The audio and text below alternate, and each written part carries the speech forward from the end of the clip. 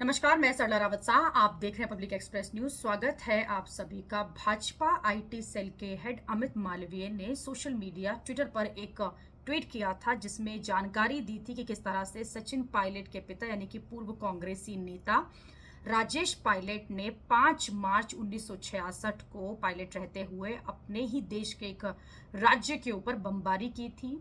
मिजोरम की बात करते हुए उन्होंने लिखा है कि मिजोरम की राजधानी आइजवाल पर यह बमबारी की गई थी और जिस प्लेन में वो बैठे हुए थे उसमें सचिन पायलट के पिता राजेश पायलट और सुरेश कलमाड़ी दोनों बैठे हुए थे और बमबारी हुई थी। इसी ट्वीट का जवाब देते हुए सचिन पायलट ने अपने पिता के कमीशन की बात की कि कब उनके पिता इंडियन एयरफोर्स में कमीशन हुए थे, यानी कि तारीखों पर दावा करते हुए जवाब दिया है कि जो तारीख दी गई है वो सरासर गलत है और उनके पिता को बदनाम करने की कोशिश की जा रही है। उन्होंने बताया कि अक्टूबर 1966 में ही उनके पिता कमीशन हुए थे, तो फिर किस तरह से वो पायलट बनकर ये बमबारी कर सकते थे। साथ ही सचिन पायलट ने लिखा, इनके पिता ने बमबारी जरूर की थी लेकिन 1971 की वॉर में पूर्वी पाकिस्तान के ऊपर की गई थी। और ये दावा भी किया है कि किस तरह से बीजेपी जो है वो लगातार उनके पिता को डिफेम करने की कोशिश कर रही है, बदनाम करने की कोशिश कर रही है।